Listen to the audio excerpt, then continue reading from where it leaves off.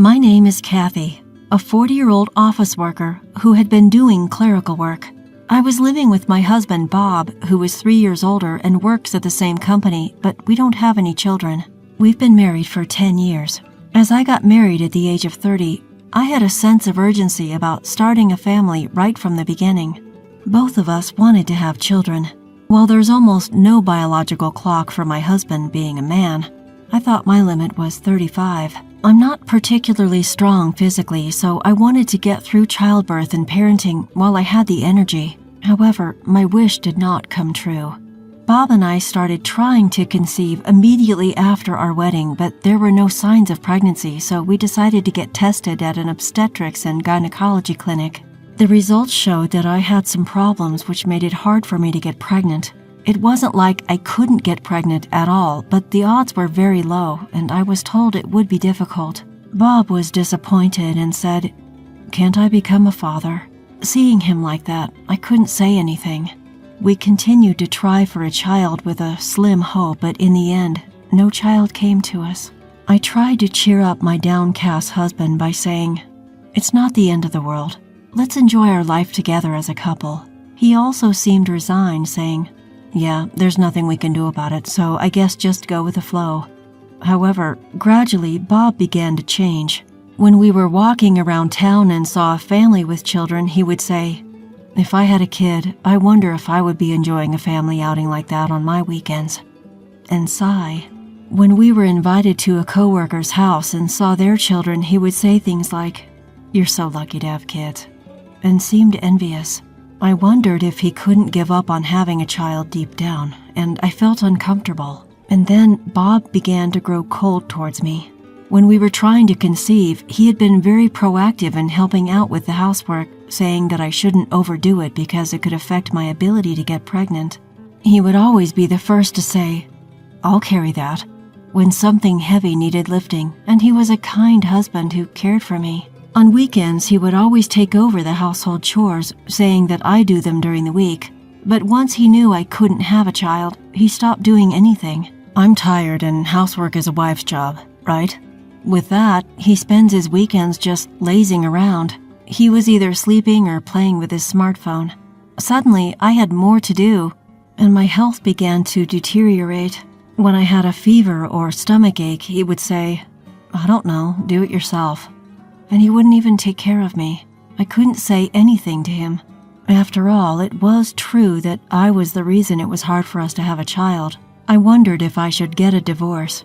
It was just then, when I thought things were going well, Bob was transferred. Apparently, he was chosen for a big project at one of the affiliated companies. The subsidiary was across the state line, so he ended up moving for work. I naturally thought I had to go with him, but he said, "You don't need to come.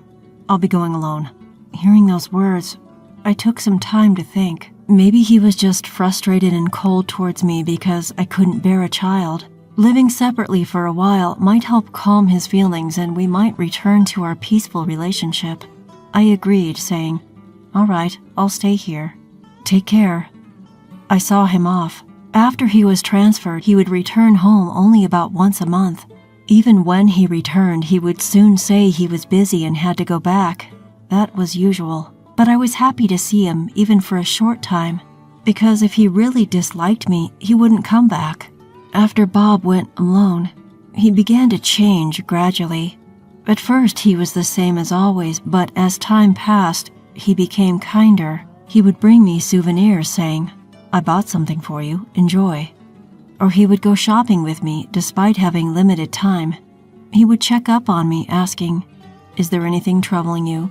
I completely thought he had returned to his kind self. Initially, his work assignment was for 1 year, but he ended up staying there for 2 years. The project's schedule was significantly delayed.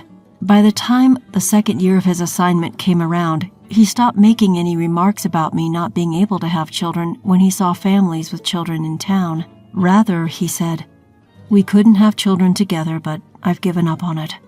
I was relieved to hear that he had given up. 2 years later, he completed his work assignment and returned home to me. "Welcome back. You must be tired." "I'm home.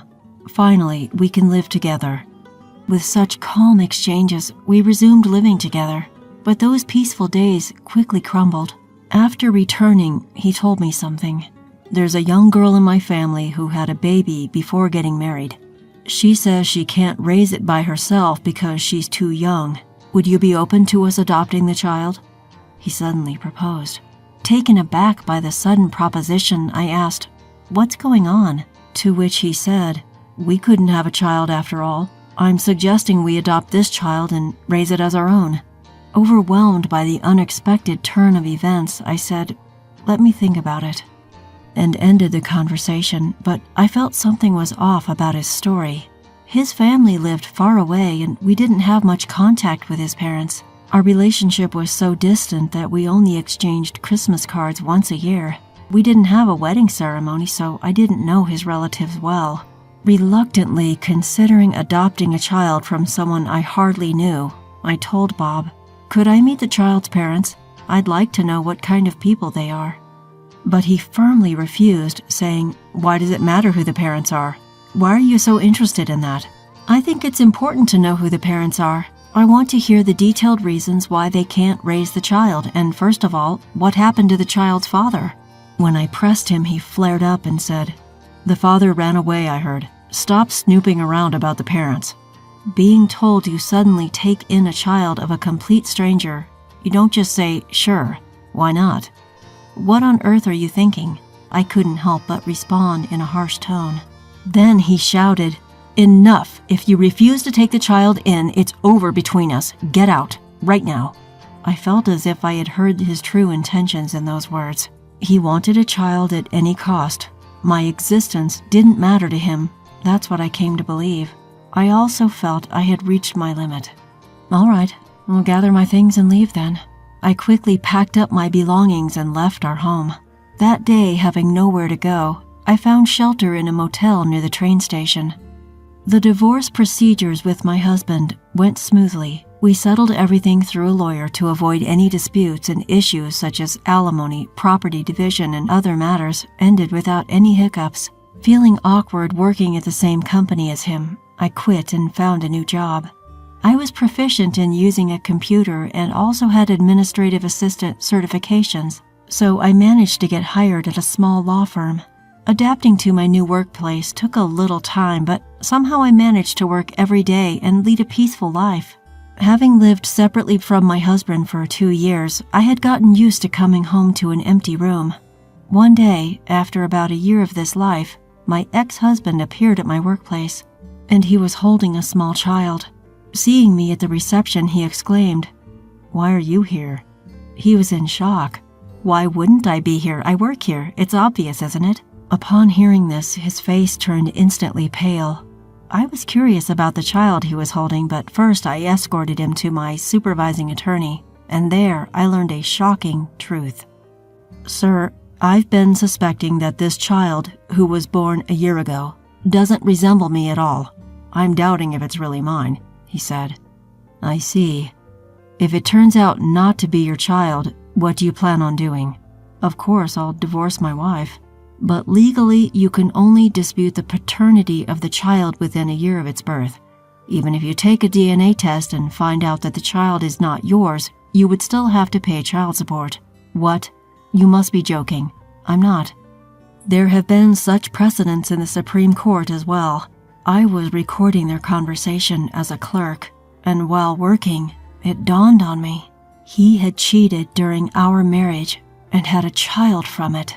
Considering the age of the child and the period of pregnancy, it was clear that the child was conceived around a year after he went on a business trip. And then I remembered that he had been unusually kind to me since then. I realized that he might have felt guilty. It seemed like his current wife was his junior from work. Each time he explained something, he would glance at me with a pale face. It was natural, after all. His ex-wife, whom he tried to leave with the child of his affair a year ago, was right there. In the end, he said, "All right, I will take a DNA test first and then reconsider." With these words, he left with a downcast look.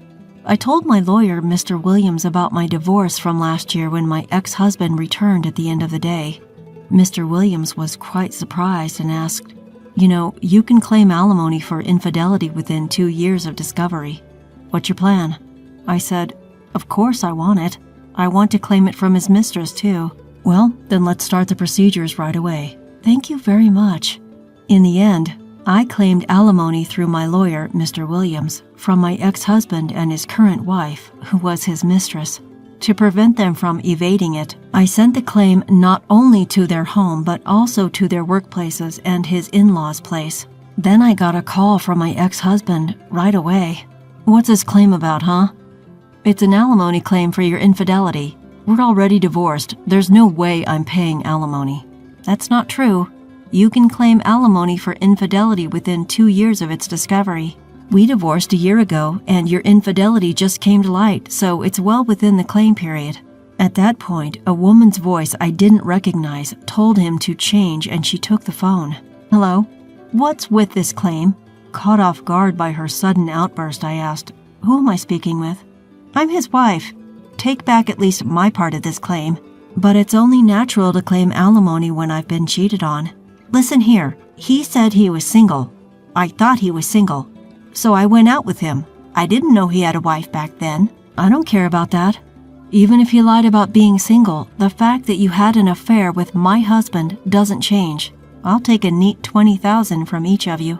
Our child will need money as they grow. There's no way we can afford such a huge amount of $40,000. That's not my problem. You're working too, and he's in a decently high position, so I don't think there's a financial issue.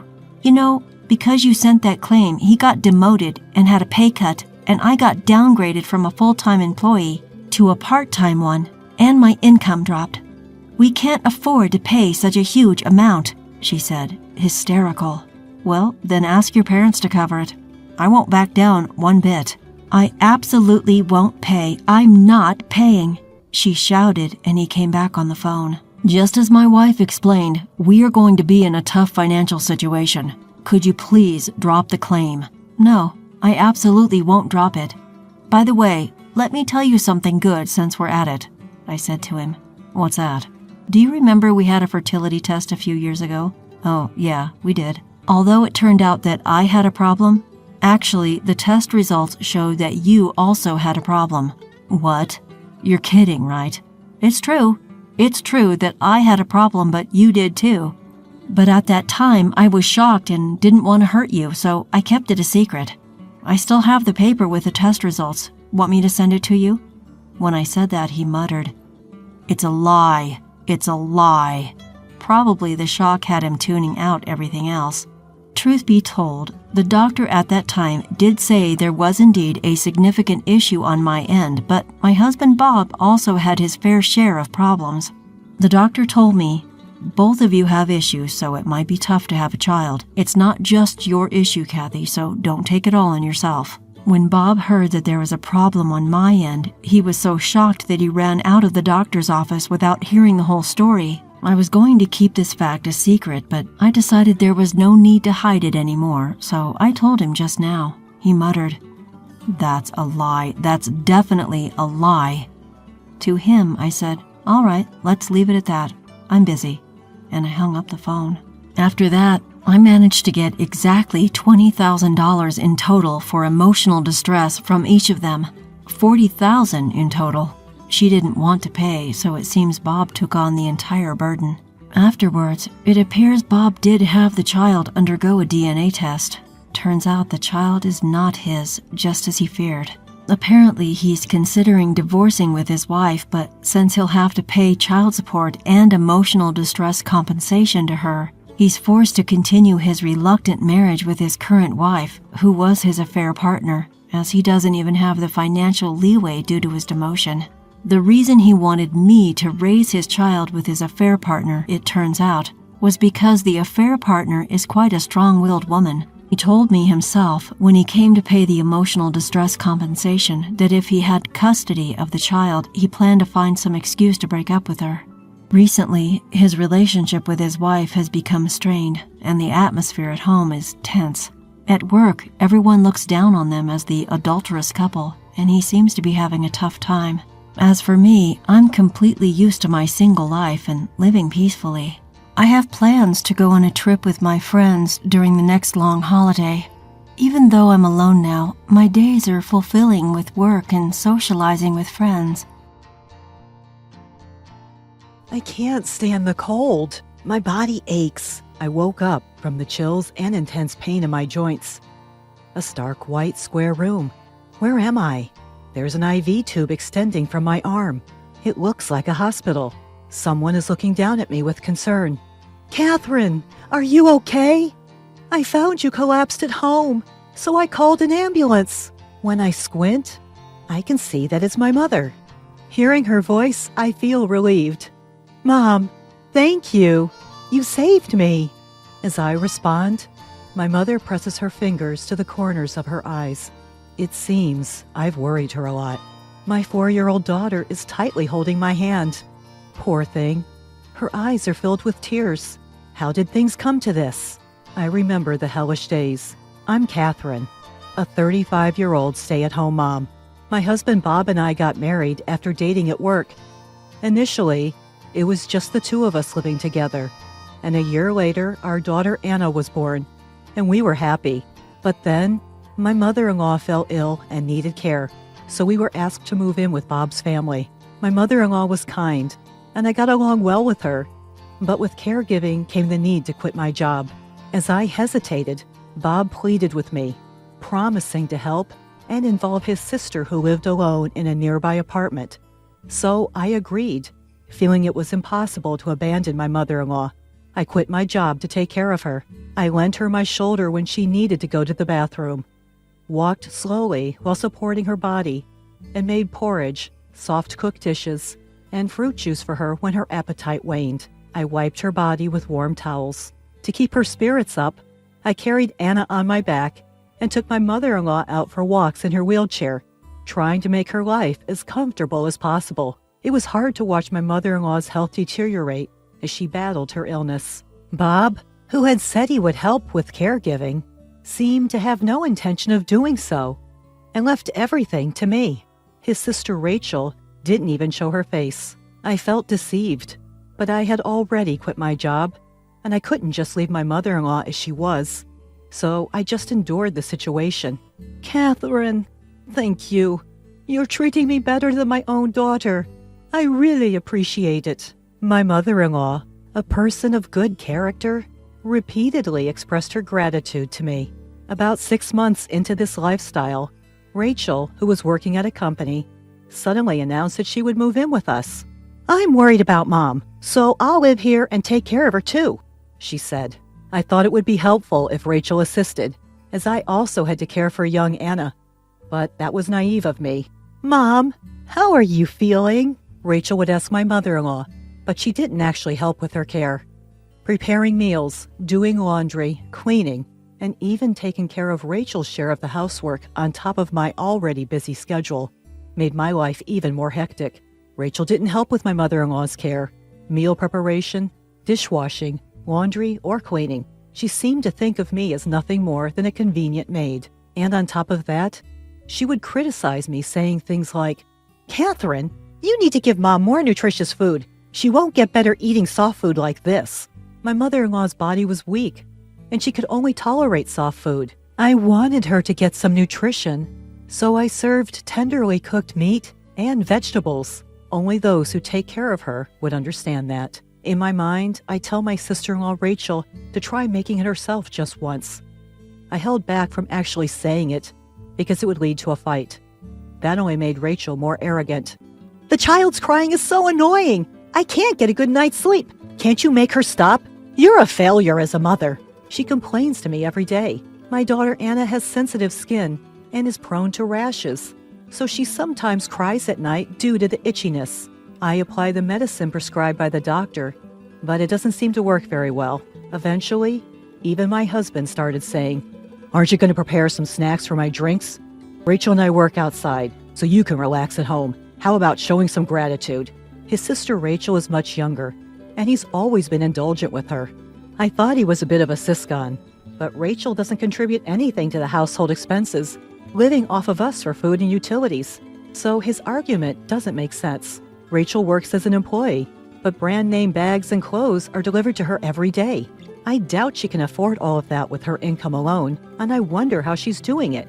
If she has that much money, I wish she would contribute to the food expenses. But I guess she's living with us to save on rent, utilities, and food costs. My husband talks big, but he only puts $500 into the household budget and uses the rest for his personal spending. My mother-in-law gives us $500 from her pension, so we manage somehow, but we have to be very frugal. When I tell my husband about this situation, "You're just bad at managing money. Don't nag me about it. If you don't like it, leave," he yells at me. Only my mother-in-law, who hears the terrible words my husband throws at me, defends me. "Catherine is taking care of me every day and being so kind. That's a terrible way to speak to her." But my husband, "The patient should just accept the care quietly. Don't butt into our marital issues," he replied. I thought about going back to my parents' house, but I couldn't leave my mother-in-law behind. I couldn't imagine my husband or Rachel providing any care. Also, my father passed away early, so I grew up in a single-parent household with my mother. I didn't want to disappoint my mother, who was happy about my marriage. 3 years after I started taking care of my mother-in-law, she passed away peacefully, leaving me with the words, "Thank you." In addition to mourning her loss, the verbal abuse from my husband and Rachel continued. The household budget was now just the $500 my husband provided. But when I asked him for more, "It's your poor money management," he would only yell. I had to use the money I saved when I was working to make up for the shortfall. I had set aside the money for Anna's future education. But looking back, I was barely holding myself together at the time. So when my husband and Rachel blamed me, I felt like I was in the wrong and became more submissive. My husband would say, "You're useless at everything." And Rachel would add, "That's right. You can't even do housework properly, which was your only redeeming quality. There's no point in you being alive." To that, all I could say was, "I'm sorry. I'll be more careful from now on." Only my 4-year-old Anna stood up for me. "Mommy isn't useless. Don't say such terrible things." She started standing in front of me, spreading her arms as if to protect me. I think I was living solely for Anna, trying to stay strong for her. But I lost my appetite and kept losing weight. One day, I felt sluggish, shivering, and woke up. Couldn't get up, but had to make breakfast. Took my temperature. 104 degrees Fahrenheit? No way, must be a mistake. Checked again. 104.8 degrees Fahrenheit. It was correct. I heard Bob yelling, "Are you still in bed? What about breakfast?" When I told him I had a fever, he said, "Don't use your fever as an excuse. Hurry up and make food," and dragged me out of bed by my hair. I could hear Rachel's footsteps approaching. "Hey, my blouse isn't ironed. What are you doing?" I desperately got up, made breakfast, and ironed the blouse. "Look at that miserable face so early in the morning." "Seriously, you're so useless." The two of them left for work, slamming the door behind them. "Mommy, are you okay?" Anna came to me, looking worried. "I'm fine, sweetie. You must be hungry, right?" I fed Anna some bread, took her to daycare, and came back home, collapsing on the sofa. I fell asleep right away. I woke up coughing violently. Before I knew it, it was evening. In a panic, I went to pick up Anna from daycare, and she was waiting there all alone. The teacher in charge said, "I was just about to call you since you were late. You don't look well. Are you okay?" But I couldn't afford to be pampered. I took Anna home and hurriedly prepared dinner. I couldn't go shopping, so I made do with what I had. When Bob and Rachel came home, they started yelling, "What is this disgusting-looking food? Is this what I get after working hard all day?" "It looks like pig slop. The mushy appearance is just like it." "I can't eat this." With that, Bob threw the food into the trash. "It's not fair. I wasn't feeling well, but I tried my best to make it." I snapped back, but it only made Bob angrier. He fetched a bucket of water and splashed it on me. "You said you have a fever, right? This should cool you down. Rachel, we don't have to eat this terrible food. Let's go out to eat." Hearing that, Rachel happily agreed. "Yay! We get to eat something delicious today!" And the two of them left together. Anna, worried, brought me a towel. "Mommy, are you cold? Daddy is so mean." While saying that, she wiped my wet face with her tiny hands. "Thank you, Anna." And then, just like that, my consciousness began to fade. I can't stand the cold. My body hurts. I woke up shivering and in pain all over my body. A completely white square room? Where am I? There's an IV tube extending from my arm. It seems like a hospital. Someone is looking down at me with concern from above. Catherine, are you okay? I found you collapsed at home and called an ambulance. Squinting, I realized it was my mother. Hearing her voice, I felt relieved. Mom, thank you. You saved me. As I replied, my mother pressed her fingers to the corner of her eyes. It seems I had caused her a lot of worry. My daughter Anna tightly grasped my hand. Her eyes were filled with tears. But Mom, why did you come home? You rarely come, right? When I asked, Anna called me. She was crying, saying, Grandma, help! Mom won't wake up, my mother said. So it was Anna who saved me. Thank you, Anna. You called Grandma all by yourself. That's great. As I praised her, Anna remembered what she practiced with Mom. I did great, didn't I? She seemed happy. We had practiced how to call Grandma in case of an emergency many times. We had set up speed dial, so it was easy to call, but I never thought it would save me. I'm a failure as a mother for making my 4-year-old worry.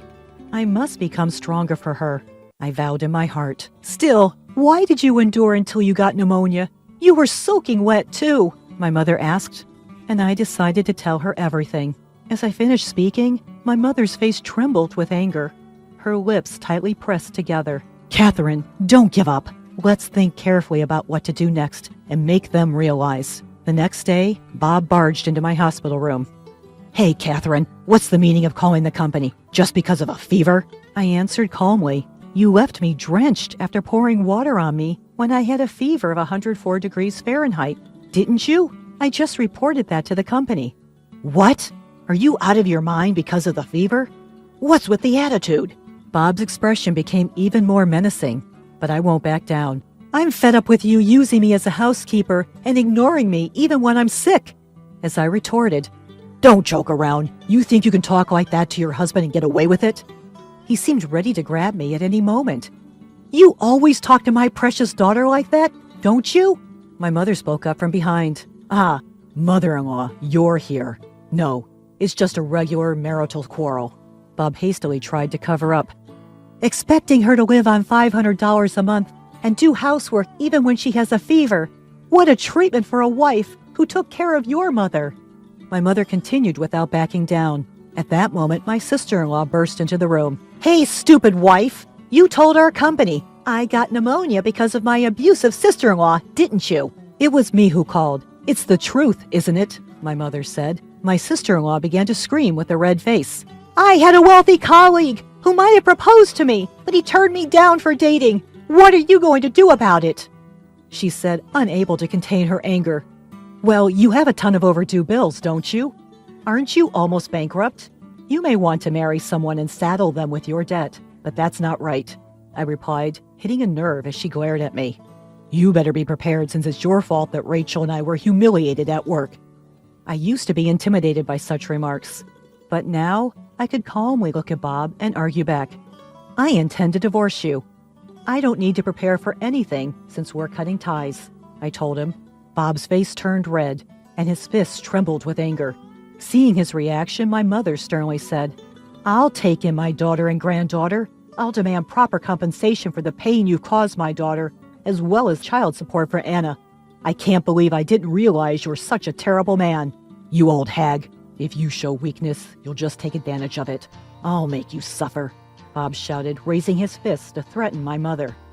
At that moment, someone from behind said, That's quite an aggressive way to talk. Bob's face paled as he saw who it was. Mr. President, what brings you here? The one who appeared was the president of the company where Bob and I used to work. Actually, he was a close friend of my late father, and he reached out to me when my father passed away, helping me out in various ways since then. When I consulted him about Bob, he immediately stepped in. I heard everything you said to your wife and mother-in-law in the hallway. I'm disappointed in you. I'll reconsider how you're treated at the company from now on. You should be the one to prepare yourself. What? Bob dropped his shoulders and hung his head.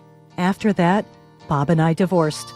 and I was able to cut ties with my sister-in-law, who treated me like a maid. I was glad to receive a $30,000 settlement and a $100,000 lump sum child support payment. Bob had only given me a small amount of living expenses, so he had saved up some money, but now he had to give it all to me. 6 months later, Bob contacted me, asking to reconcile, but I firmly refused. According to Bob, Rachel had become bankrupt due to her extravagant shopping and was desperately repaying debts while working at night, having quit her job. Bob was transferred to a rural area, but his high pride couldn't accept it, and he quit the company. He is now struggling to make ends meet with multiple part-time jobs, and as neither Bob nor Rachel do any housework, their home has become cluttered and a garbage house, with complaints from the neighbors. It's not my problem that he wants me to come back and fix things. I am living peacefully and happily with my mother and Anna. The president of my former company, who had helped me, invited me to work there again, so I'm thinking of rejoining. From now on, I want to live my life firmly for Anna's sake.